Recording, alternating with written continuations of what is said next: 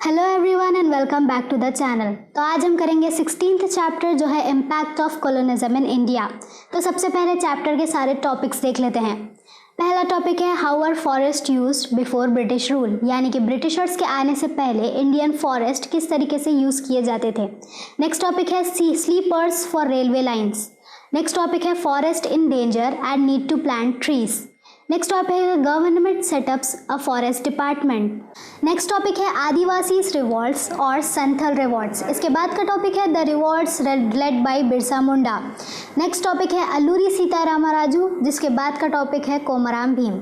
अब under British government industrial policy हमारे पास अलग अलग दूसरे टॉपिक्स भी हैं। तो इसमें से फर्स्ट टॉपिक होगा Indian industries situation in the First World War. Next topic है problems of Indian industries during the world war, यानी कि क्या क्या प्रॉब्लम्स वर्ल्ड वॉर के टाइम पर इंडस्ट्रीज को फेस करनी पड़ी थी।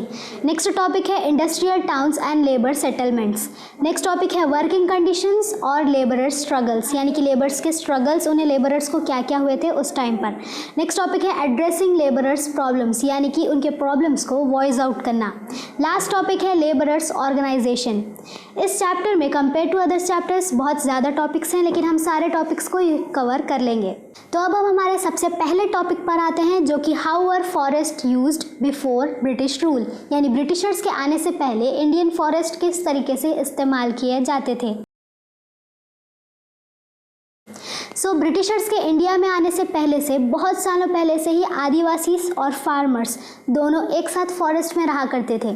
आदिवासी अपने आप को एज ए फॉरेस्ट के किंग यानी फॉरेस्ट के ओनर की तरह ट्रीट किया करते थे और इनके बीच थोड़ी सी टेंशन चलती थी ये लोग, लेकिन कभी इतनी ज़्यादा फाइट हुई नहीं। आदिवासी अपनी बेसिक नेसेसिटीज़ और नीड्स के लिए फॉरेस्ट पर टोटली डिपेंड थे। ये लोग जब भी चाहते फॉरेस्ट की सारी रिसोर्सेज को अपनी लाइफ के अकॉर्डिंगली यूज़ करते थे। फॉर एग्जाम्पल ये लोग फॉरेस्ट से वुड, फ्रूट्स, वेजिटेबल्स, फ्लावर्स और हर्ब्स यूज़ किया करते थे और फॉरेस्ट को ये लोग हंटिंग के लिए भी यूज़ किया करते थे। इनकी लाइफ अकॉर्डिंगली अच्छी से चल रही थी। ये लोग कभी कभी ट्रीज़ को कट भी कर देते थे और थोड़ी सी एम्प्टी स्पेस के लिए, ताकि इन लोगों को वहाँ पर अपने क्रॉप्स कल्टीवेट करने के लिए थोड़ी सी पर्सनल स्पेस मिल जाए। जैसे ये लोग ट्रीज़ को कट किया करते थे वैसे ही ट्रीज़ को प्लांट भी करते थे और फॉरेस्ट को प्रोटेक्ट भी करते थे। दूसरे किंग्स और एम्परर्स को इनके फॉरेस्ट में रहने से कोई प्रॉब्लम नहीं थी और ना ही उन्होंने फॉरेस्ट पर किसी भी तरीके के अपने रूल्स इम्प्लीमेंट किए थे, क्योंकि उन लोगों के किंगडम्स को इन लोगों से कुछ भी हार्म यानी कि ख़तरा नहीं था।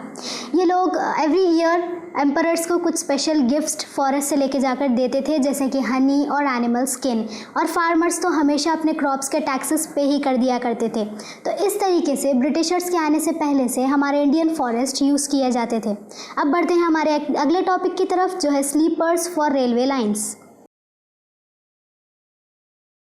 ब्रिटिशर्स के आने के बाद सारी की सारी सिचुएशन चेंज हो गई। वो लोग हम पर रूल करने लगे और सिटीज़ को एक्सपैंड करने के लिए और ट्रांसपोर्टेशन सिस्टम को बढ़ाने के लिए ये लोग सिटीज़ में थाउजेंड्स ऑफ किलोमीटर्स लंबे रेलवे लाइंस बिछाने लगे, जिसके लिए काफ़ी सारे वुड प्लैंक्स चाहिए थे। साथ ही साथ इन्होंने बड़े बड़े शिप्स भी बनाने शुरू किए और कोल माइंस भी इन्होंने खोले। इन तीनों चीज़ों के लिए भी लार्ज क्वान्टिटी में वुड चाहिए था। ईयर 1910 तक 50,000 किलोमीटर से ज़्यादा तक के ये स्लीपर्स बिछाए गए थे एज अ रेलवे ट्रैक्स।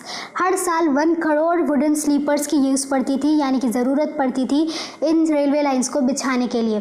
ये सारा वुड आता था फॉरेस्ट से और इस फॉरेस्ट में इन्हें टिम्बर वर्कर्स कट करके ये वुड्स बेचते थे बड़े बड़े बिल्डिंग्स, शिप्स और इन प्लैंक्स को बनाने के लिए। सबसे पहले टिम्बर वर्कर्स क्या होते हैं, तो टिम्बर वर्कर्स को टिम्बर कॉन्ट्रैक्टर्स हायर करते हैं। तो अब ये टिम्बर कॉन्ट्रैक्टर्स क्या होते हैं, हर साल ब्रिटिश गवर्नमेंट कुछ कॉन्ट्रैक्टर्स के बीच में ऑक्शनिंग रखती थी हर एक ईयर के लिए, इन ट्रीज़ को कट करके गवर्नमेंट के वर्क्स के लिए भेजने के लिए। अब कॉन्ट्रैक्टर्स बड़ा अमाउंट ऑफ मनी गवर्नमेंट को पे करते थे ये कॉन्ट्रैक्ट्स हासिल करने के लिए, जिसके थ्रू गवर्नमेंट को भी कई सारा प्रॉफिट होता था। जो भी कॉन्ट्रैक्टर ये जीत जाता है ऑक्शन में, वो 1 साल तक अपने वर्कर्स को इन फॉरेस्ट में लगाता था कटिंग के लिए। तो ये होते थे टिम्बर वर्कर्स। नेक्स्ट टॉपिक है forest in danger and need to plant new trees. अब टिम्बर ट्रेड बहुत ही ज़्यादा अच्छे से चलने लगा और टिम्बर ट्रेड के साथ और उसके यूजेस भी बढ़ गए। अब धीरे धीरे ब्रिटिश गवर्नमेंट को ये रियलाइज़ हुआ कि सारे ट्रीज कटते जा रहे हैं और उनके पास फ्यूचर के बिल्डिंग्स, शिप्स और रेलवे लाइंस के लिए बिल्कुल भी ट्रीज नहीं बचेंगे। इसीलिए गवर्नमेंट ने सोचा कि अब ट्रीज कट करने के साथ साथ उन्हें ट्रीज प्लांट भी करना ज़रूरी है। गवर्नमेंट उन ट्रीज को प्लांट करने में बिल्कुल भी इंटरेस्टेड नहीं थी जो कि कॉमन पीपल के काम में आ सके, जैसे कि मैंगो ट्रीज, नीम ट्रीज या एक्सेट्रा। गवर्नमेंट को ऐसे प्लांट करने थे जिससे कि उन्हें ज़्यादा से ज़्यादा वुड मिले और उनका टिम्बर ट्रेड और भी ज़्यादा एक्सपैंड हो। इसीलिए गवर्नमेंट ने टीक और ओक जैसे ट्रीज़ को प्लांट करना स्टार्ट किया। नेक्स्ट टॉपिक है गवर्नमेंट सेट्स अप अ फॉरेस्ट डिपार्टमेंट। तो ब्रिटिश गवर्नमेंट ने फॉरेस्ट को देखने के लिए फॉरेस्ट डिपार्टमेंट्स 1864 में ही बना दिए थे। इन डिपार्टमेंट्स का काम था फॉरेस्ट को प्रोटेक्ट करना और इन डिपार्टमेंट्स ने फॉरेस्ट पर कई सारे रूल्स और रेगुलेशंस इंप्लीमेंट किए थे फॉरेस्ट को प्रोटेक्ट करने के लिए। ये डिपार्टमेंट्स ये देखते थे कि ट्रीज़ कैसे केयरफुली कट किए जा रहे हैं और जितने ट्रीज़ कट किए जा रहे हैं उतने ही ट्रीज़ को प्लांट भी होना चाहिए। धीरे धीरे फॉरेस्ट डिपार्टमेंट के द्वारा ही गवर्नमेंट भी इस फॉरेस्ट को कंट्रोल करने लगी और फॉरेस्ट डिपार्टमेंट के अथॉरिटीज़ को ऐसा लगा कि उन्हें फॉरेस्ट को प्रोटेक्ट करना चाहिए उन लोगों से भी जो लोग फॉरेस्ट में रहते हैं, यानी कि आदिवासी और फार्मर्स। नेक्स्ट टॉपिक है आदिवासी रिवॉल्ट्स। हमने देखा कि ब्रिटिश गवर्नमेंट के आने से पहले आदिवासी की ज़िंदगी कितनी आसानी से कट रही थी, लेकिन ब्रिटिश गवर्नमेंट के आने के बाद इनकी कंडीशन वर्स होती चली गई, क्योंकि ब्रिटिश गवर्नमेंट के आने के बाद कई सारे रेलवे लाइंस डल चुके थे ऑलरेडी। तो बाहर के लोगों का फॉरेस्ट में एंटर करना बहुत ही आसान हो गया था। बाहर के लोग आसानी से फॉरेस्ट में एंटर करते थे और आदिवासी की ज़मीनों पर कब्जा कर लिया करते थे। इसी के साथ फॉरेस्ट डिपार्टमेंट की भी पावर्स बढ़ती चली गई और जैसे जैसे इनकी पावर्स बढ़ती चली गई, फॉरेस्ट डिपार्टमेंट के लोगों ने आदिवासी पर जुल्म स्टार्ट किया। फॉर एग्जांपल, ये लोग आदिवासी को मारते थे या फिर इन्हें फोर्सफुली फ्री वर्कर्स बनाकर इनसे काम किया कराते थे और ये लोग आदिवासी के घर में घुसकर उनकी बिलोंगिंग्स ले लिया करते थे। आदिवासी पर ऐसे कई सारी चीज़ें, इनसे फाइन्स लेना, इनकी चीज़ें लूट लेना, ये सब कुछ स्टार्ट हुआ। जिसके बाद आदिवासी ने भी रिवॉल्ट किया। कई सारी जगह के आदिवासी ने रिवॉल्ट करना स्टार्ट किया। फॉर एग्जाम्पल 1856 में झारखंड के संथाल आदिवासी ने रिवॉल्ट किया। 1880 और 1922 में आंध्र प्रदेश के कोया आदिवासी ने भी रिवॉल्ट किया और 1910 में बास्टर के आदिवासी ने रिवॉल्ट किया और गोंडन कोलाम के आदिवासी ने 1940 में रिवॉल्ट किया। आदिवासी अक्सर पूरे जंगल को आग लगा दिया करते थे या फिर आसपास के पुलिस स्टेशंस को आग लगाया करते थे या फिर किसी मनी लैंडर के घर में घुस जाया करते थे। इसी तरीके से आदिवासी ने अपनी आवाज़ उठाई। नेक्स्ट टॉपिक है द संथल रिवॉर्ड्स। शुरुआत से ही संथल्स को ब्रिटिश गवर्नमेंट बिल्कुल भी पसंद नहीं थी। ये लोग स्टार्टिंग से ही ब्रिटिश गवर्नमेंट को रेसिस्ट और प्रोटेस्ट करते आ रहे हैं, लेकिन 1855 से 56 के बीच में इन लोगों ने अपने रिवॉल्ट्स स्टार्ट किए। इनके रिवॉल्ट्स में ये लोग अक्सर लैंडलॉर्ड्स और मनी लेंडर्स को मार दिया करते थे और फिर उनकी सारी चीज़ें लूट लिया करते थे। इन लोगों ने डिक्लेयर कर दिया था कि अब ब्रिटिश गवर्नमेंट बंद हो चुकी है, ख़त्म हो चुकी है और इन्हें यहाँ पर इन लोगों का एक अलग स्टेट चाहिए। कितना भी करने के बाद संथल्स जो थे, इनके पास उतनी पावर नहीं थी कि ये लोग ब्रिटिश की आर्मी के सामने स्टैंड आउट कर पाए, क्योंकि संथल्स के पास फाइट करने के लिए सिर्फ बोस और एरोस ही थे, जहां पर ब्रिटिश आर्मी के पास गन्स हुआ करती थी। एक बड़े बैटल के बाद 15,000 संथल्स जिसमें मारे गए। उस बड़े बैटल के बाद फिर से संथल्स के रिवॉल्ट को सप्रेस यानी कि दबा दिया गया। नेक्स्ट टॉपिक है the revolt led by Birsa Munda. 1874 से 1900 के बीच में छोटा नागपुर के मुंडा आदिवासी ने भी रिवॉल्ट करना स्टार्ट किया।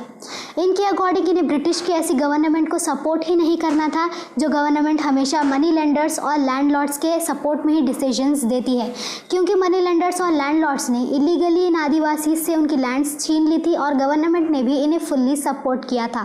तो इन लोगों ने भी अपने रिवॉल्ट स्टार्ट किए। ये लोग भी अपने रिवॉल्ट्स में मनी लेंडर्स और लैंडलॉर्ड्स के घर में फोर्सफुली घुसकर उन्हें मारकर उनकी चीज़ें लूट लिया करते थे। लेकिन इन द एंड इनका रिवॉल्ट ख़त्म हो गया और इनकी आवाज़ें भी सप्रेस यानी कि दबा दी गई, क्योंकि इनके लीडर्स को अरेस्ट कर लिया गया था और इनके लीडर्स को जेल में डाल दिया गया था।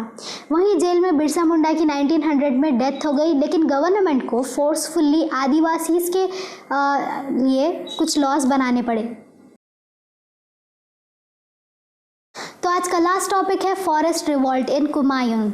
उत्तराखंड के कुमायून रीजन में भी लोगों ने कई सारे रिवॉल्ट्स करना स्टार्ट कर दिया ब्रिटिश गवर्नमेंट के अगेंस्ट, क्योंकि इन लोगों से इनकी फॉरेस्ट की ज़मीन छीन ली गई थी। तो इन लोगों ने भी फॉरेस्ट डिपार्टमेंट के अगेंस्ट कह दिया कि ये लोग फॉरेस्ट डिपार्टमेंट का एक भी रूल नहीं मानेंगे और फॉरेस्ट डिपार्टमेंट के साथ कोऑर्डिनेट भी नहीं करेंगे।